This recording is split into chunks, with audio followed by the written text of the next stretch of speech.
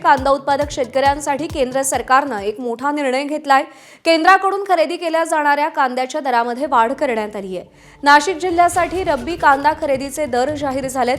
आजपासून कांद्याला प्रति क्विंटल 1580 रुपये दर मिळणार आहे। नाफेड आणि एनसीसीएफ मार्फत खरेदी प्रक्रिया राबवली जाईल। मात्र शासनानं जाहीर केलेले दर उत्पादन खर्चाच्या तुलनेत कमी आहेत, त्यामुळे उत्पादन खर्चावरती आधारित योग्य बाजारभाव निश्चित करावा अशी मागणी शेतकरी वर्गातून केली जाते।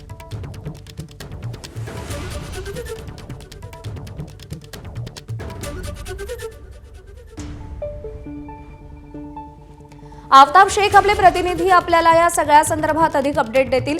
आफ्ताब, केंद्रानं काल कांदा खरेदी करण्याची तयारी दाखवली आहे, दरही जाहीर केलाय, पण तरी सुद्धा आज महाविकास आघाडीकडून राज्यव्यापी आंदोलन केलं जाणार आहे। काय मागण्या आहेत कांदा उत्पादक शेतकऱ्यांच्या आणि मवियाची काय भूमिका आहे?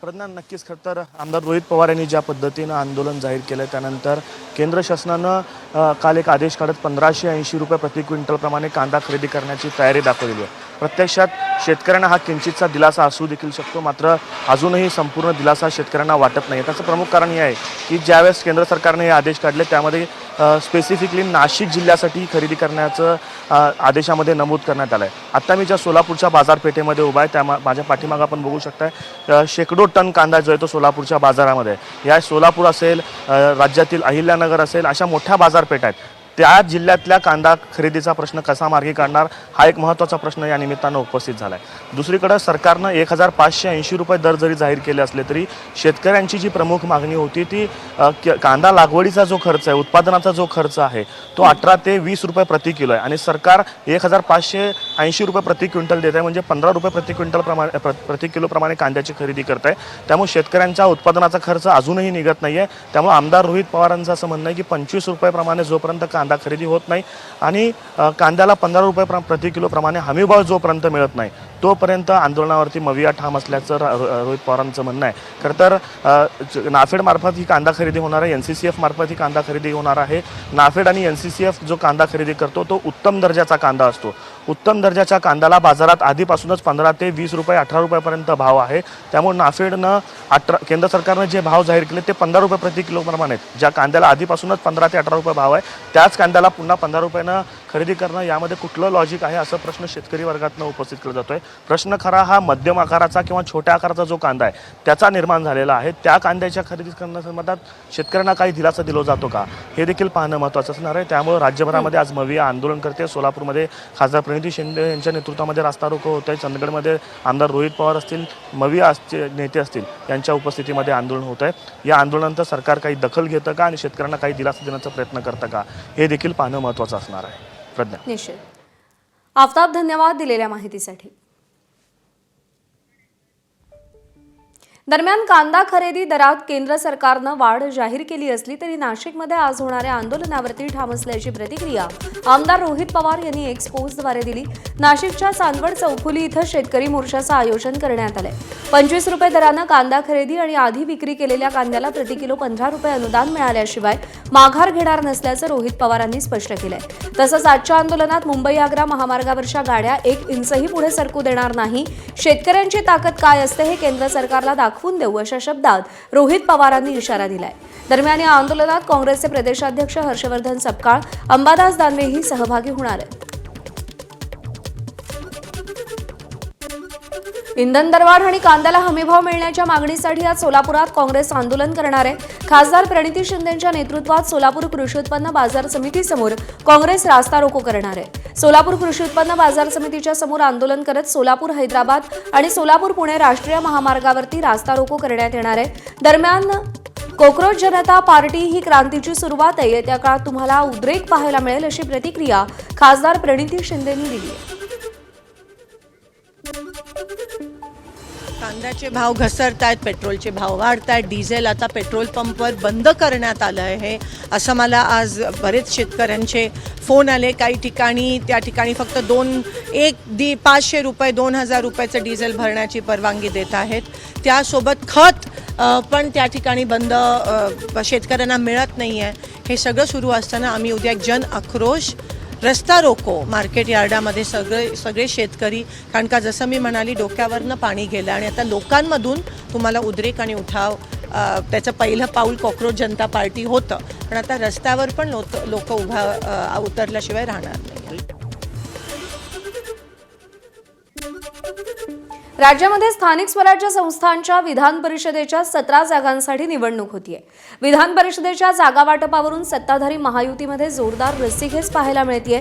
17 जागांपैकी शिवसेनेला 4 जागा मिळणार असल्याची चर्चा आहे. मात्र शिवसेना भाजपकडे 6 जागांचा प्रस्ताव ठेवणार असल्याची माहिती सूत्रांनी दिली.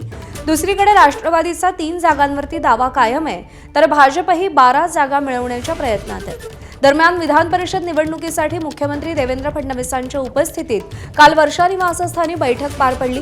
या बैठकीला भाजपचे प्रदेशाध्यक्ष रवींद्र चव्हाण, मंत्री चंद्रशेखर बावनकुळे उपस्थित होते. वर्षा निवासस्थानी मुख्यमंत्र्यांच्या उपस्थितीत 2 तास विधान परिषदेच्या जागा वाटपासंदर्भात चर्चा झाली. दरम्यान एकनाथ शिंदेंची नाराजी दूर करण्यासाठी आणि सुवर्णमध्य साधण्यासाठी रवींद्र चव्हाण आणि मंत्री बावनकुळे यांच्यावरती जबाबदारी देण्यात आली आहे. वेदांत नेब आपले प्रतिनिधी आपल्याला अधिक अपडेट देतील. वेदांत, जास्तीत जास्त जागा आपल्याकडे ठेवाव्यात यासाठी महायुतीमध्ये प्रयत्न सुरू आहेत.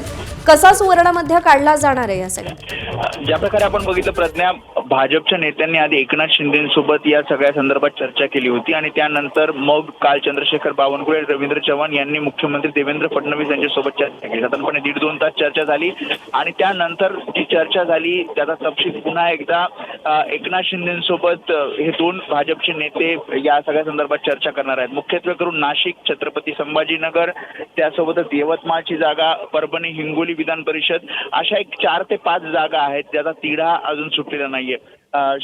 शिवसेनेकडनं 7 जागांचा प्रस्ताव आहे आणि त्यातल्या 4 जागा भाजप शिवसेनेला देण्यास तयार असल्याचंही कळतंय. त्यामुळे नेमक्या कोणत्या 4 जागा दिल्या जाणार आणि त्यासोबत राष्ट्रवादी काँग्रेस पक्षाला ज्या 3 जागांची मागणी आहे त्यामध्ये किती जागा दिल्या जाणार या सगळ्याचा तिढा आज संध्याकाळपर्यंत सुटण्याची शक्यता आहे आणि त्या संदर्भात पुढील जी बैठक आहे त्या महायुती नेत्यांच्या होतील. निश्चित. वेदांत, धन्यवाद दिलेल्या सगळ्या सविस्तर माहितीसाठी. गडचिरोली काँग्रेसमध्ये सध्या अंतर्गत वादाची ठिणगी पडल्याचं चित्र आहे. स्थानिक स्वराज्य संस्थांच्या निवडणुका तोंडावर असताना जिल्हाध्यक्ष पदाच्या नियुक्तीवरून काँग्रेसमध्ये 2 गट पडल्याची चर्चा रंगली आहे. माजी जिल्हाध्यक्ष महेंद्र ब्राह्मणवाडे यांची फेरनियुक्ती करावी अशी मागणी करत जिल्ह्यातील 12 पैकी 12 तालुकाध्यक्षांनी थेट राजीनाम्याचा इशारा दिलाय. तर गडचिरोलीतील काँग्रेसच्या पुढाऱ्यांनी मात्र पक्षात कोणतीही गटबाजी नसल्याचा दावा केलाय. उलट गडचिरोलीमध्ये नवनियुक्त जिल्हाध्यक्ष विश्वजित कोवासे यांचा भव्य सत्कार आणि पदग्रहण सोहळा आयोजित केलाय. या कार्यक्रमाला काँग्रेसचे विधिमंडळ गटनेते विजय वडेट्टीवार उपस्थित राहणार आहेत. दरम्यान ऐन निवडणुकीच्या तोंडावर चंद्रपूर आणि गडचिरोलीतील काँग्रेसचे जवळपास 40 नगरसेवक पर्यटनासाठी रवाना झाल्यानं राजकीय चर्चांना आणखी उधाण आलंय. भाजपकडून या नगरसेवकांना पर्यटनासाठी पाठवल्याची चर्चा राजकीय वर्तुळात सुरू आहे. त्यामुळे विदर्भातील जिल्हाध्यक्ष निवडीच्या वादातून काँग्रेसला स्थानिक स्वराज्य संस्थांच्या निवडणुकीत फटका बसणार का आणि काँग्रेसमधली ही अंतर्गत धुसफूस भाजपच्या पथ्यावर पडणार का याकडे आता संपूर्ण जिल्ह्याचं लक्ष लागलंय. विधान परिषद आणि राज्यसभा निवडणुकीच्या पार्श्वभूमीवर आज राष्ट्रवादीची बैठक होण्याची शक्यता आहे. या बैठकीला पुणे, हिंगोली, परभणी, रायगड, रत्नागिरी आणि सिंधुदुर्गातील मतदारसंघांबाबत चर्चा होण्याची शक्यता आहे. राष्ट्रवादी पक्षानं 3 जागांवरती महायुतीत दावा सांगितलाय. राष्ट्रवादीच्या आमदारांची बैठक झाल्यानंतर पक्षाच्या कोर कमिटीची देखील बैठक होण्याची शक्यता आहे.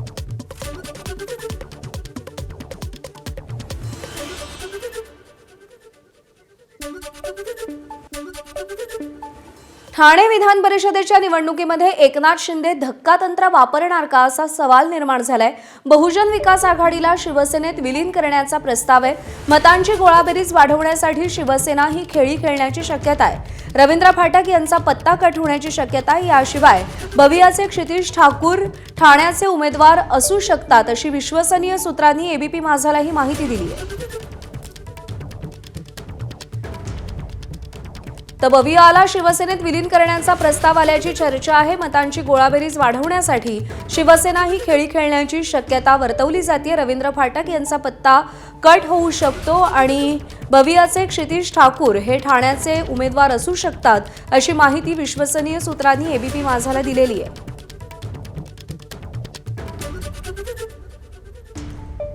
अभिषेक मुठा आपले प्रतिनिधी आपल्याला अधिक अपडेट देतील. अभिषेक, विधान परिषद निवडणुकीच्या पार्श्वभूमीवर हे कोणतं नवं समीकरण राजकीय पटलावरती उदयाला येताना आपण पाहतोय? आपण विधान परिषदेच्या निवडणुकीमध्ये जरी पाहिलं किंवा मग राज्यसभेच्या निवडणुकीमध्ये जरी पाहिलं तरीही शिवसेनेकडनं कुठेतरी परंपरागत जे उमेदवार आहेत त्यांना कुठेतरी बाजूला सारण्याचा प्रयत्न हा आपल्याला होताना दिसतो आहे आणि कुठेतरी धक्कातंत्र वापरण्याचा देखील प्रयत्न होताना दिसलेला होता. आणि त्याचप्रमाणे विधान परिषदेमध्ये देखील एकनाथ शिंदे धक्कातंत्र वापरण्याची चर्चा आहे.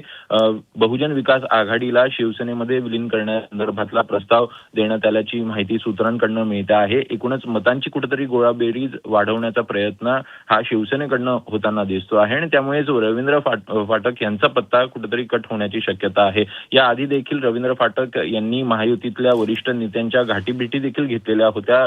राज्यसभा निवडणुकीप्रमाणे शिंदेकडनं कुठेतरी धक्कातंत्र वापरणार असल्याची देखील राजकीय चर्चा जी आहे ती आपल्याला होताना दिसते आहे आणि त्यामुळे एकूणच कुठेतरी क्षितिज ठाकूर यांची उमेदवार म्हणून शिवसेनेमध्ये एंट्री होण्याची देखील शक्यता आहे आणि त्यामुळे एकूणच या सगळ्या घडामोडी बघता बहुजन विकास आघाडी काय या संदर्भात निर्णय घेते हे बघणं देखील महत्त्वाचं असेल. अभिषेक, धन्यवाद दिलेल्या माहितीसाठी.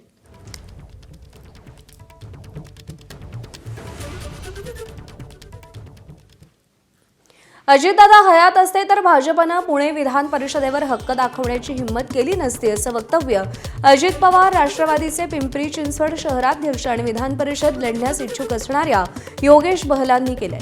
यामुळे महायुतीत सर्व काही आलबेल नसल्याच्या चर्चांना पुन्हा उधाण आलंय.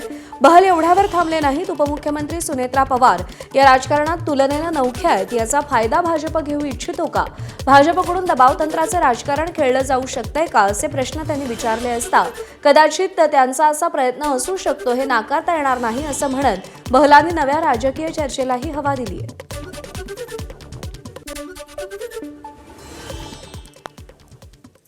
पुणे विधान परिषदेची जागा ही अजित पवारांच्या राष्ट्रवादीची हक्काची जागा आहे. मात्र भाजपनं या जागेवरती दावा सांगितलाय. त्यामुळं अजित पवारांच्या राष्ट्रवादीकडून इच्छुक असणाऱ्या सर्वच उमेदवारांची चिंता वाढलेली आहे. आत्ता आपल्यासोबत पिंपरी चिंचवड शहराचे शहराध्यक्ष योगेश बहल आणि अजित पवारांच्या राष्ट्रवादीकडून विधान परिषद लढण्यास इच्छुक असलेले योगेश बहल आत्ता आपल्यासोबत आहेत.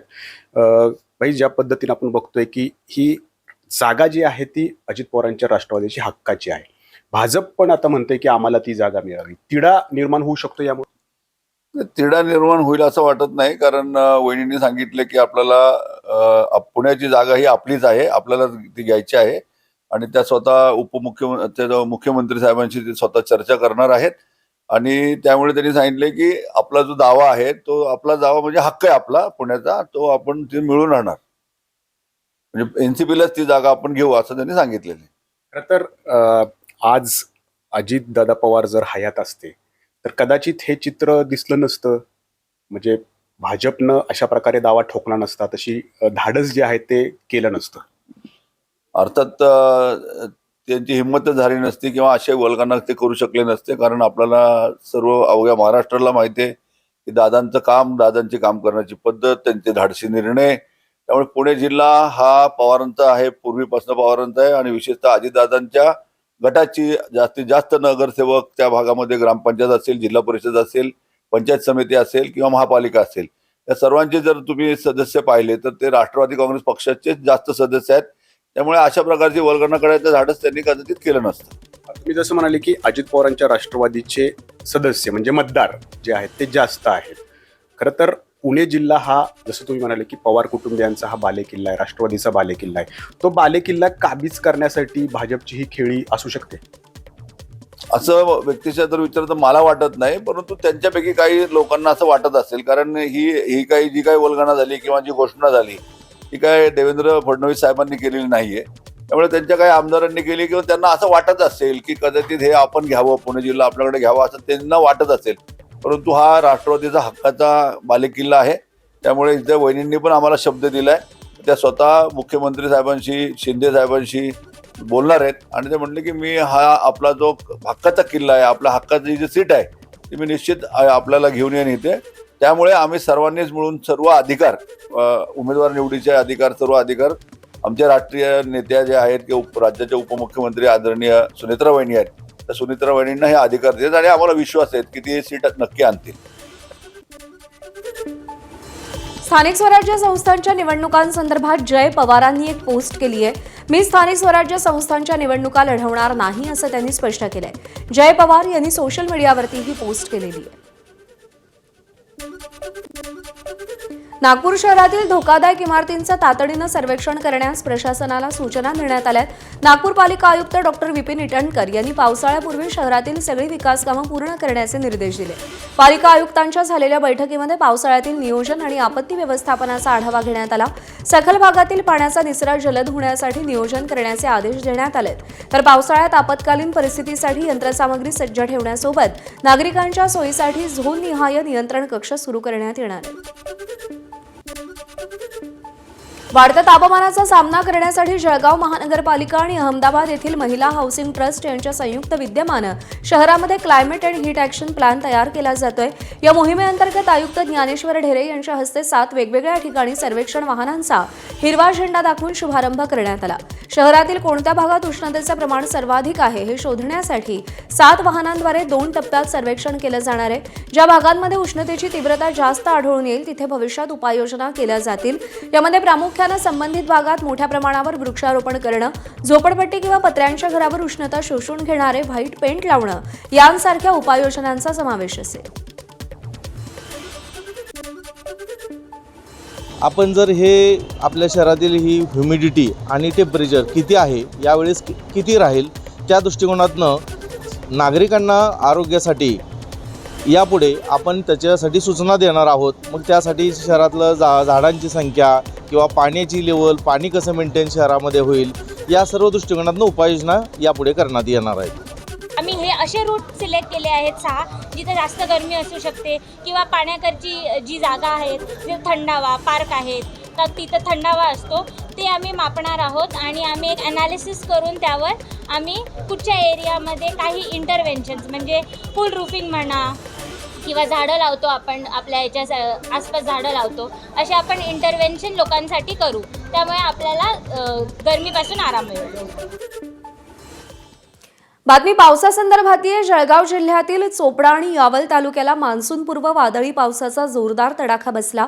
या वादळी पावसामुळे जवळपास 700 हेक्टरपेक्षा अधिक क्षेत्रावरच्या केळी बागांचं मोठं नुकसान झालं.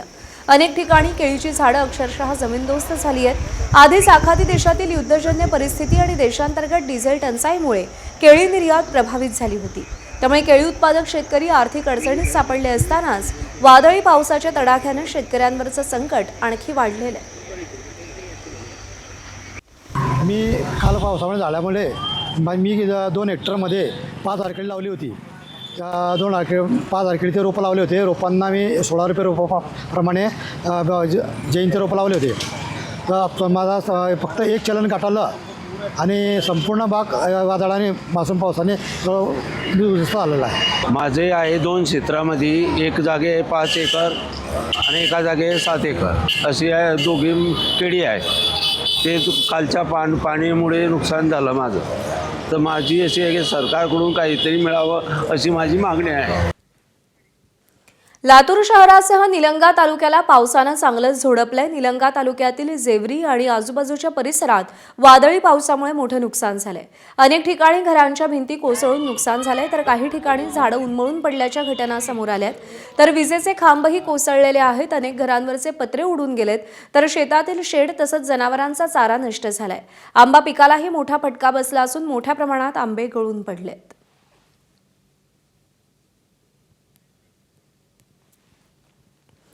नांदेड जिल्ह्याच्या अनेक भागात मान्सूनपूर्व पावसानं हजेरी लावली. जिल्ह्यातील हदगाव, तामसा, अर्धापूर परिसरात सोसाट्याच्या वाऱ्यासह पाऊस झाला.